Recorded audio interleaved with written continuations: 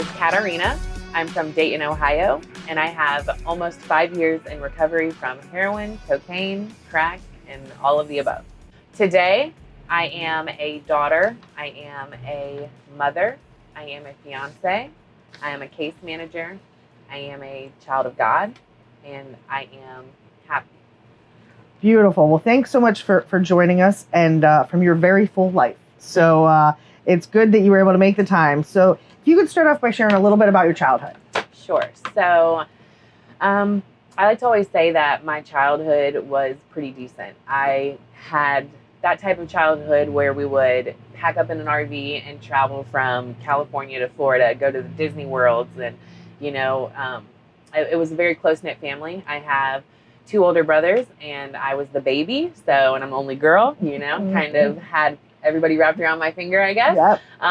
But it was a pretty blessed childhood, up until the point that my father passed away when I was about 9 years old from a heart attack. And I think that's when the isolation started for me. Just the, spending more time away from home. It got to the point where I felt almost like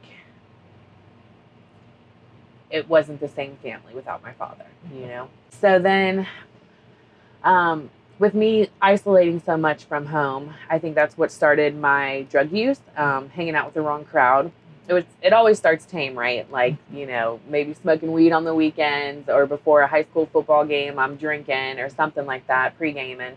And it gradually progressed, it just gets worse and worse. But it always starts off tame, so you think it's all good. Right. I was in active addiction for about 9 years. And like I was saying, I came from a pretty well upbringing. And with me using, it detached me from all of them.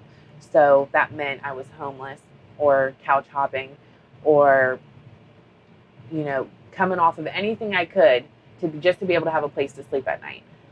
Whether that be dope, sex, money, whatever I had was my bargaining chip, And there were nights where I would sleep. There's a bus hub right around the corner. And I remember one winter, it was freezing, but the bus hub, they will blow heat from the top for those that are waiting. And I fell asleep on the bench right there because I had nowhere to go. I remember calling and asking if I could come home just to sleep in the garage or something like that, just to be able to be somewhere warm. And in that moment, I never felt more alone. And I know that towards the end of my active addiction, so, towards the end of the 9 years, I was an IV user, so I would shoot all the drugs. And I remember being in a bando garage, and I held this full needle full of dope, and I thought to myself, if this needle takes me out, I'm okay with it. I wasn't suicidal, but I was okay with the idea of I'm willing to gamble. I have no children. I have no significant other than dope boys that beat on me. I have no other family that stays, with me all the time, or felt like that.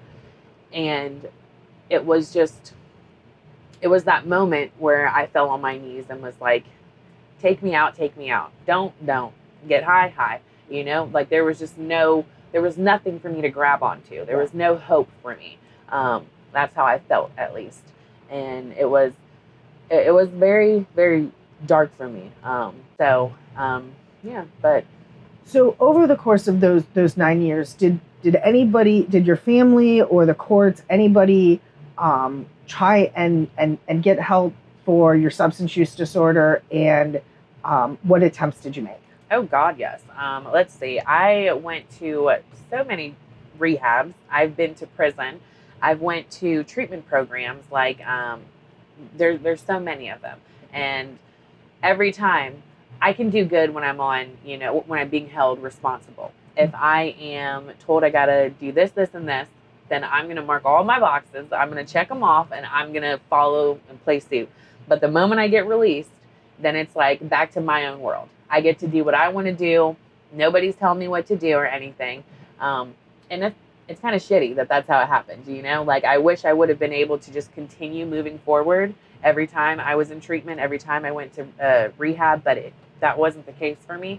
I've been on drug court, well, which is the women's drug court, a couple times, but so the last time was successful now. Okay, so I got that going for me. But what matters is the perception that I have of it. Like my PO didn't change. The only difference was the motivation behind me. If I wanted to change, then am I going to follow her rules now? Am I going to do the things, or am I just going to go on the run and do what I want to do? There's that was the biggest difference between it. So when I started to listen and take their recommendations, that's when I realized these people that everyone thinks is against them are really just trying to give you as much support and help as possible. 100%. Absolutely. They are the ones that are fighting for us. They're giving us that tough love that is needed and is very necessary to try to change our lives, to try to adapt. Absolutely. So well said. So what happened 5 years ago that you're sitting here today? So I was in jail, signed up for sober living because I thought I would get out earlier. They would give me an early release date and I could get back to the crack pipe. I could get back to doing my own thing. True story, they let me out one day early. So yay. But that first 24 hours that I was released in the sober living, this is my first time ever, being released into a place that was housing.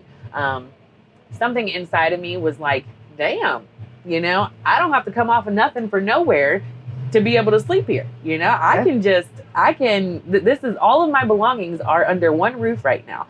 Might be shared with 5 other females in one bathroom, but hey, I'm gonna take what I can get. Right? This is nice. Yes. And that first 24 hours was crucial because it changed that perspective. It changed that perspective. It made things seem like it was about to go up. And then within 3 months, and I don't recommend this is just my story, okay?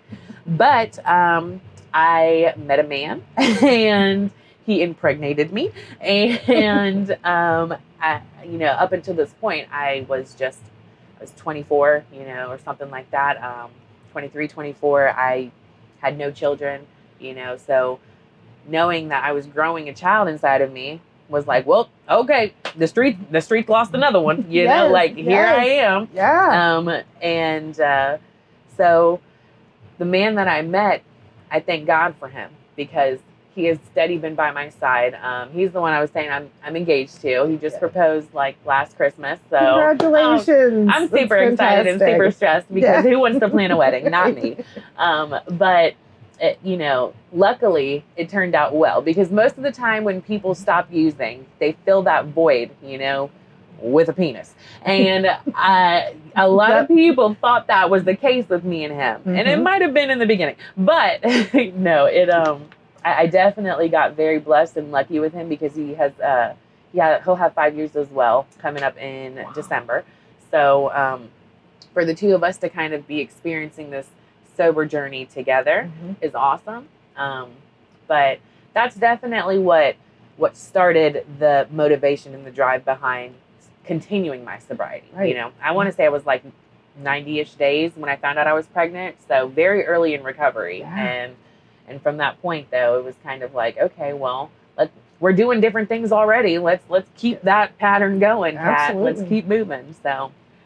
So if you could talk a bit about how you dealt with those feelings, because there's some excitement. You have this new life. You're sober. You're doing well, but you're 90 days sober. So if you could talk about some of those feelings, how you managed the excitement and the fear, and you said on drug court, being able to manage all of that and really being able to continue, dealing with life. Yeah. So definitely couldn't do it alone. That's a fact.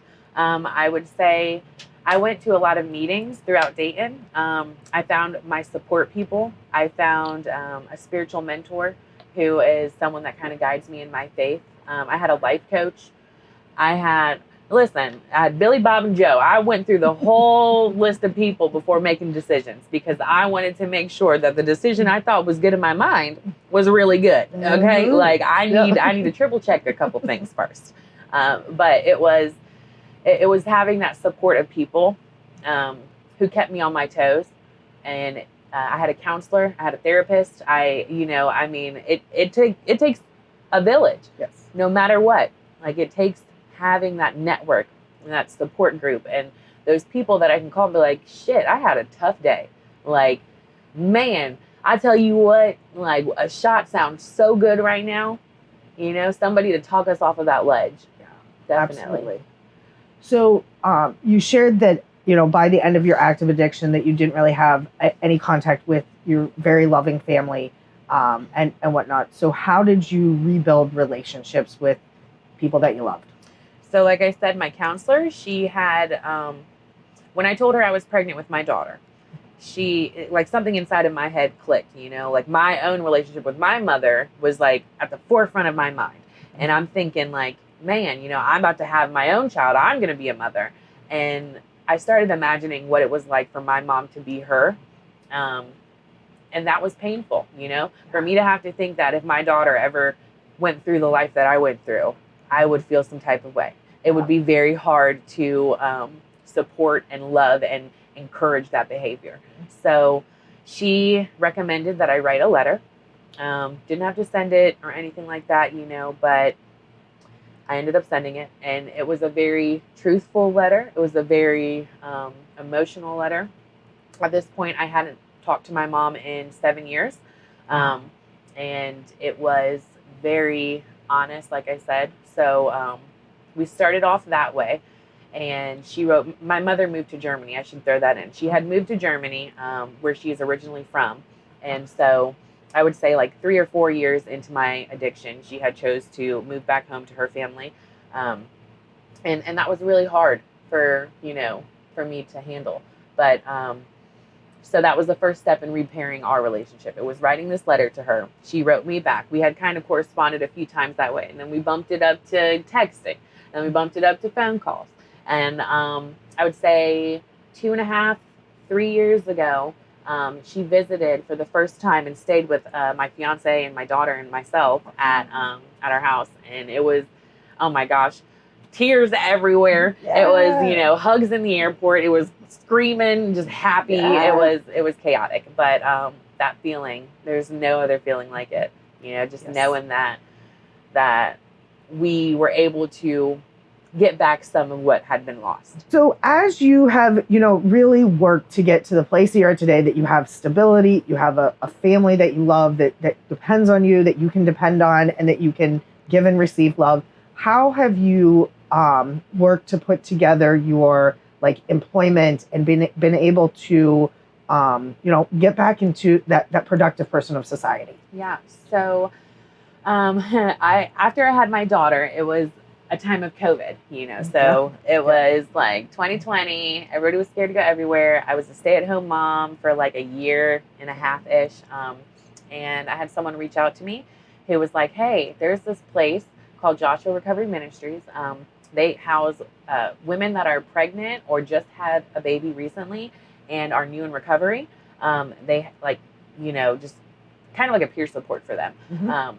And she was like, I think you'd be perfect. You just had a baby. You're still clean. This would be a great job for you.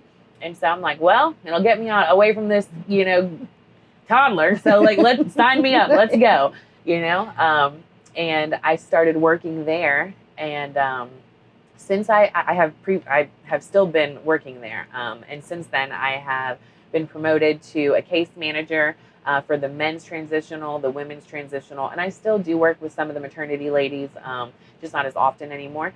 But it has been amazing. I'm not sure if I can talk much about God, but I do know that. That's yours. Okay, because he's my homie now. Yes. He's my homie. But I will say that working at a faith-based sober living has definitely enhanced my personal relationship with God.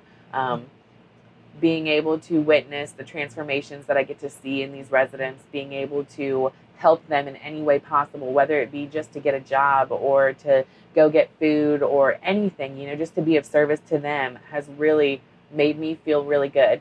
And it's just like when people graduate the program, watching them succeed and be so proud of themselves and knowing that God did that, knowing that He was a part of that person's story, I said, you can't tell me he ain't real. Come on now. Like, I always tell people I went from crackhead to case manager, okay? From mug shots to headshots. Like, that's my story. And so if he can do that, you better watch out what he gonna do for you. Like, I love it. Yes, that's spectacular. So, as I said, you've created this beautiful life for yourself. What dreams or goals do you have for yourself continuing moving forward? So, like I was saying, I'm currently in school right now. What are you going to school for? I want to get my LSW. Okay, so licensed social work yes. is the plan. I figured, again, I've got that qualification, right? So, but I want to be able to help on a bigger aspect. I want to be able to do what I can, for addicts, for children, for anybody that's really in need. Like, that's the game plan. So, I also, if you ask him, he sees a third child. I said, who's having the baby? Because I need a minute. Like, we got one that's 4 months old. Let's put the brakes on. But, I mean, I would be okay with, expanding a family, and being able to just continue to grow in all aspects. And I'm looking to see where my relationship with God continues to lead me. Like I said, I have been trying to be behind the driving seat for too long. So it's gotten to the point where it's like, I'm gonna let God take the wheel, and what he's choosing to do, that's the path I'm gonna take, So, yeah. And I'm just very grateful to be where I'm at today, because sometimes I drive through like the old streets where I used to run around, and it's so chaotic to me to think the life that I was living now, and now I go home and sing Cocomelon, like, until my ears blow off. But it's such a black and white from my previous life to where I am now. And I'm grateful that I survived and was able to make it overdose after overdose. I've been beaten. I have been thrown out of cars after ODing. It was rough, And so for me to go to work or go to school, come home, cook dinner for my man and my family, and be able to just sit back, and it might be stressful to move, but I'm so grateful that we have the opportunity to do it. I am so blessed to be able to do it, because there was a time where I was sitting in that bando, just like, take me out if you want to. I don't care either way, At least I'm going to die high. At least I'm going to die high. And it's crazy. It's so crazy to think about. Yeah. God had other plans. Amen. Okay. So my last question then is going to be, could you share some words of hope or inspiration that speak true to you when you were struggling?